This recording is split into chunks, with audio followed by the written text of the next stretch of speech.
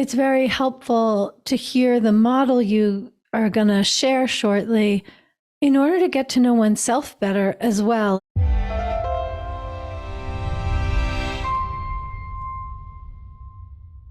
I really take your point that what you're going to share is super helpful for any gender person having sex with any other gender person. And it's also helpful because you get to know yourself better through hearing what we're about to cover. So let's talk about the map, and then I'll give even more. So this came to me years ago. So we've got these cultural cliches, right? That women are kind of like pussycats. We call it a pussy, right? And that men are dogs. And there's something about cliches sometimes that has some kernels of truth. And when I first started thinking about it, I started realizing that when it comes to sexual polarity, often in a partnership with two people, one of them is more pussycat-like and one of them's more puppy dog-like. And so what do I mean by that? So pussycats. Pussycats are animals that if you want to play with them, you have to play with them the way that works for them. Now, you don't play with a cat the same way you play with a dog. And if you want somebody to fetch... Unless you want the cat to promptly run away. Exactly. So if you came over my house and you wanted to make friends with my pussycat and you ran up to her and tried to rub her belly, she would run away or claw you and run away. And then you'd have a harder time getting to be friends with her because you've already ruined the trust. So pussycats need to feel safe and connected. So what do to make friends? You get their attention and you make eye contact, and then you approach the cat at the speed that the cat indicates it wants. You read the signals. You don't have words, but the cat will show you, I'm open, I'm interested, or I'm pulling back, I'm closing, this is too much.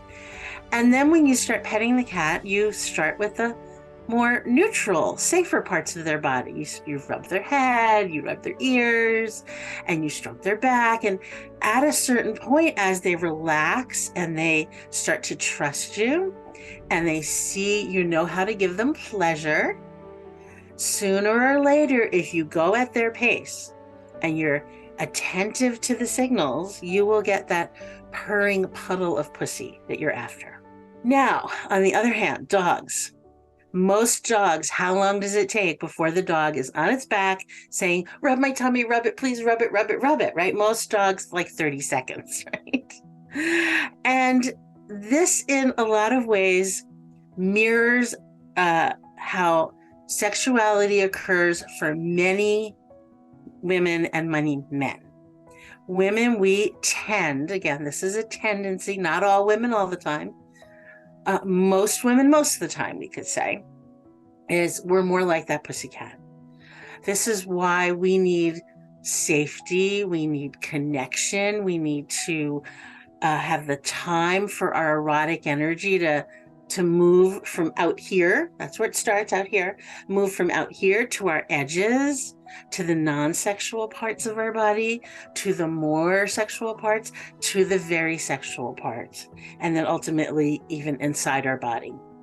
And if you treat that pussycat woman, person, and it could be a man who is more wired like a pussycat, but if you treat them that way, you will get that surrender that we're looking for and that ecstatic experience. Puppy dogs. We also have a cultural idea about sex and what sex is and how sex occurs that's very porn influenced. And that is a puppy dog model of sex. Porn is like puppy dog sex, right? It's all about like how quick you get it up, get it in, and get it off. And that's how erotic energy occurs for many men. It's fast. It's centered in the sex centers. It starts there. And it doesn't have to travel. So if our cultural model is that more male-centered puppy dog model, And we don't understand that that's not how pussycats operate. And we're trying to have sex in the puppy dog way, fast, genitally focused, perhaps unconnected, not creating safety, not creating a feeling of sensuality, even sensuality, of expansiveness, all of those things. Then you're going to wind up with a lot of dissatisfied pussycats, which is what we have. One of the things that I just really respect and appreciate about this model is there's no judgment, there's no should, there's no shame. We don't ever, there are definitely some pussycats, literal pussycats, that behave like dogs sometimes, they're Absolutely. territorial and so forth. But for the most part, we're not looking for our cats to be dogs. If we want a dog, we got a dog. If we want to have that kind of an interaction, we engage with another creature. We have complete respect that just like a daffodil is not going to become a lily, we're not looking for our dog to behave like a cat or a cat to behave like a dog, unless that happens to be more their nature. And so one of the things that has always appealed to me when I've heard you speak about this is just, it's an invitation to just relax and be right with who you are. This is how we're designed. Some of us start inside and don't really go that far out with our sexuality unless we're trained to learn how to really expand. And there certainly are some women who are happy to just, so to speak, go for it.